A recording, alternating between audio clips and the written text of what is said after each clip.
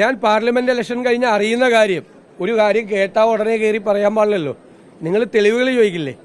ഞാൻ എങ്ങനെയാണ് ഇത് അവതരിപ്പിച്ചത്, എവിടെ വെച്ച്, ഏത് പശ്ചാത്തലത്തിൽ, എങ്ങനെ പോയി തുടങ്ങിയ മുഴുവൻ വിവരങ്ങളും ശേഖരിച്ചതിന് ശേഷം കാരണം എൻ്റെ വിശ്വാസ്യതയുടെ പ്രശ്നമുണ്ട്.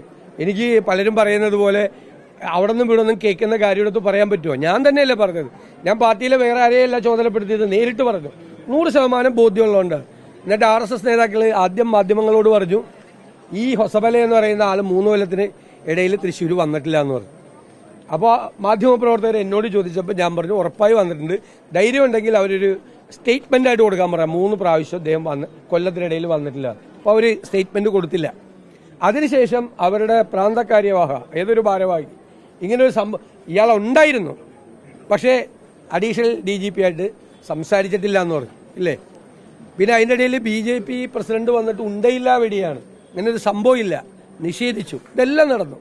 അപ്പോഴും ഞാൻ ചിരിച്ചുകൊണ്ട് തന്നെ നിന്നത്. കാരണം ഞാൻ ഉറപ്പുവരുത്തിയിട്ട് 100% ഉറപ്പുവരുത്തി പല വഴിക്ക് കൺഫേം ചെയ്ത് ഇടനിലക്കാരൻ്റെ പേര്, പോയ വാഹനം ഏതാണെന്ന്, ഏത് ഹോട്ടലിൽ നിന്നാണ് പോയതെന്ന് ഉൾപ്പെടെയുള്ള മുഴുവൻ കാര്യം. ഒരു കാര്യം പറയുമ്പോൾ അങ്ങനെ വേണം, ഇല്ലെങ്കിൽ ഇത് തെറ്റായിരുന്നു എന്ന് തെളിഞ്ഞിരുന്നെങ്കിൽ എൻ്റെ വിശ്വാസ്യതയല്ലേ കേരള സമൂഹത്തിൽ നശിച്ചിരുന്നത്. അതുകൊണ്ട് സൂക്ഷിച്ചാണ് ചെയ്തത്. ഇപ്പോഴാണ് പറയാൻ വന്ന അവസരം, കറക്റ്റായിട്ടുള്ള അവസരത്തിൽ അത് പറഞ്ഞു എന്നുള്ളതാണ്.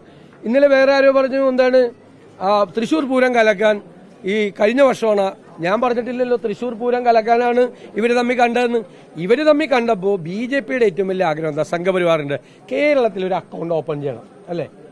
അപ്പോൾ ഈ ADGP വഴി മുഖ്യമന്ത്രി കൊടുത്ത അഷ്വറൻസ്, അതിന് ഞങ്ങൾ സഹായിക്കാം, ഞങ്ങളെ ഉപദ്രവിക്കരുതാണ്, കേസ് പ്രശ്നമായിട്ട് ഞങ്ങളെ ഉപദ്രവിക്കരുതാണ്.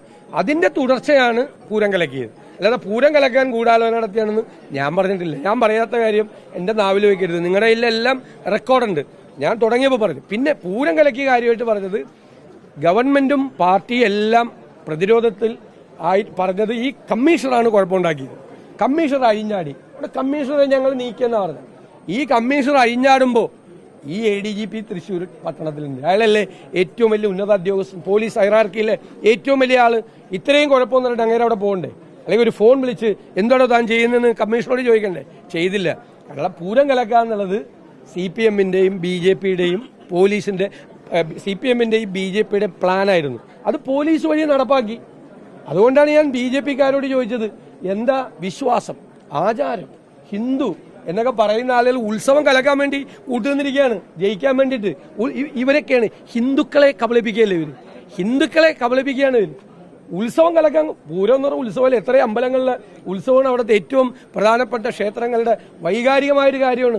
അത് കലക്കാൻ കൂട്ടുന്ന ആളുകളാണ് ഇപ്പൊ പറയാണ് നമ്മളെ ക്ലാസ് എടുക്കുക വിശ്വാസത്തെക്കുറിച്ച്, ആചാരത്തെക്കുറിച്ച്. ഇവരുടെയൊക്കെ അതാണ് ഞാൻ പറയുന്നത്, ഇവരുടെയൊക്കെ തനി നിറം വെളിവായി, ഒരു സംശയം വേണ്ട കാര്യത്തിൽ. മുഖ്യമന്ത്രി ഇതിനു മുമ്പും ഉദ്യോഗസ്ഥന്മാരെ കേസുകളിൽ നിന്ന് രക്ഷപ്പെടാൻ വേണ്ടി ഉപയോഗിച്ചിട്ടുണ്ട്. ഇതിനു മുമ്പുള്ള ഒരു DGPയുടെ കാര്യം ഞാൻ പറഞ്ഞല്ലോ, ഈ ഉദ്യോഗസ്ഥരെ ഉപയോഗിക്കുന്നുണ്ട്. ഇവരൊക്കെ വഴി. കാരണം CPM നേതാക്കളെ വിടാൻ പറ്റില്ലല്ലോ. മാത്രമല്ല 2 ദിവസം കഴിയുമ്പോൾ മാറ്റി പറഞ്ഞാൽ ആരെ വിശ്വസിക്കാൻ പറ്റില്ലല്ലോ. അതുകൊണ്ട് വിശ്വാസമുള്ള തന്റെ വിശ്വസ്തനായ ഉദ്യോഗസ്ഥരെ മുഖ്യമന്ത്രിയാണ് അയച്ചത്. ഞാൻ ഇന്നലെ ഒരു കാര്യം കൂടി പറഞ്ഞു. ഇനി വാദത്തിന് വേണ്ടി മുഖ്യമന്ത്രി അറിയാതെയാണ് ഇയാൾ പോയത് എന്ന് വാദത്തിന് വേണ്ടി പറഞ്ഞാൽ, പിറ്റേ ദിവസം മുഖ്യമന്ത്രി അറിഞ്ഞല്ലോ. മുഖ്യമന്ത്രിയുടെ ഇന്റലിജൻസ് രാവിലെ മുഖ്യമന്ത്രിയുടെ ടേബിളിൽ എത്തുന്നത് ഇന്റലിജൻസ് റിപ്പോർട്ടാണ്. അതിൽ പറഞ്ഞല്ലോ തലേ ദിവസം പോയെന്ന്. അപ്പൊ ഇയാൾക്കെതിരെ വിശദീകരണം ചോദിച്ചോ, നടപടി എടുത്തോ? അങ്ങനെ കേരളത്തിലെ DGPക്കും ADGPക്കും ഒക്കെ ആരെയും പോയി കാണാൻ പറ്റുമോ? ഇയാൾ ഔദ്യോഗിക ദിവസമായിരുന്നു, അത് ഔദ്യോഗികമായി ഡ്യൂട്ടിയിലായിരുന്നു, ലീവ് എടുത്ത് പോയതാണോ? അതൊക്കെ അന്വേഷിക്കണ്ടേ? ലീവ് എടുത്ത് പോയതാണ്, ഔദ്യോഗിക ഡ്യൂട്ടിയുടെ ഭാഗമായിട്ട് ഇയാളെ കാണുന്നതിന് എന്തിന് ഈ RSS ജനറൽ സെക്രട്ടറിയെ കാണുന്നത്? ADGP 1 മണിക്കൂർ പോയി സംസാരിക്കുന്നത്, 1 മണിക്കൂർ പോയി സംസാരിക്കുന്നത് എന്തിനാ? വീട്ടുകാര്യം വല്ലതാണോ? അതിർത്തി തർക്കം വല്ലതും ഉണ്ടോ അവർ തമ്മിൽ? ഒന്നുമില്ലല്ലോ. ഇത് പൊളിറ്റിക്കൽ മിഷനായിരുന്നു, അത് പരസ്പരം സഹായിക്കാൻ വേണ്ടി. അതാണ് ഇപ്പോൾ പുറത്തു വന്നിരിക്കുന്നത്. ജനങ്ങളായിരുന്നു വിഡ്ഢികളാക്കിയിരുന്നത്. അവർ തന്നെ കലക്കിയ റിപ്പോർട്ട് അവരെങ്ങനെ പുറത്തു വിടറ്? അദ്ദേഹം ഏറ്റവും വലിയ പ്രശ്നം, അദ്ദേഹം അന്ന് അവിടെ ഉണ്ടായിരുന്നു. ഞാൻ ചോദിക്കട്ടെ, ഒരു SP ഇവിടെ ഉള്ളപ്പോ ഒരു SI ഇവിടെ കിടന്ന് അഴിഞ്ഞാടുവോ? എന്നിട്ട് SP നോക്കിയെങ്കിക്കോ? SI അഴിഞ്ഞാടുന്ന് എപ്പോ?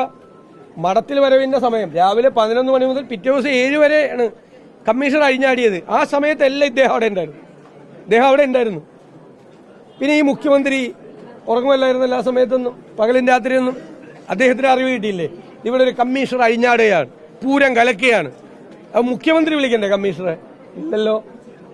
പൂരം കലക്കാൻ വേണ്ടിയിട്ട് തന്നെ. അതാണ് ഞാൻ പറഞ്ഞ പൂരം കലക്കി പിണറായി വിജയൻ എന്ന് പറഞ്ഞത്. സാധാരണ അത്തരം വാക്കുകൾ ഞാൻ ഉപയോഗിക്കാത്ത ആളാണ്. ശരിക്കും പൂരം കലക്കായിരുന്നു. പൂരം കലക്കായിരുന്നു BJPയെ ജയിപ്പിക്കാൻ. ഹൈന്ദവ വികാരം ഉണ്ടാകുക അത് അവിടെ ഉണ്ടായി, സ്വാഭാവികമായിട്ടുണ്ടായി. അവിടെ വല്ലാത്ത ഫീല് വന്ന് ആദ്യമായിട്ടാണ്. സാധാരണ പോലീസ് സഹായിക്കും, ദേവസ്വങ്ങൾ പോലീസിന് നന്ദി പറയുകയും ചെയ്യാണ് പതിവ്. അത്ര ഇപ്പം നമ്മൾ ശബരിമല സീസൺ നന്നായി പോലീസ് നടത്തിയ എല്ലാവരും പോലീസിനെ അഭിനന്ദിക്കും. ഇപ്രാവശ്യം നന്നായിട്ടല്ല നടന്നു, നന്നായിട്ടല്ലാണ്. എന്തോരം പാവപ്പെട്ട പോലീസുകാരാണ് കഷ്ടപ്പെട്ട് ബുദ്ധിമുട്ടി ഈ മഴയത്തും വെയിലത്തും ചൂടത്തും ഭക്ഷണം പോലും കഴിക്കാതെ അവിടെ നിന്ന് കഷ്ടപ്പെടുന്നു. ഇപ്രാവശ്യം കുഴപ്പമായിരുന്നു.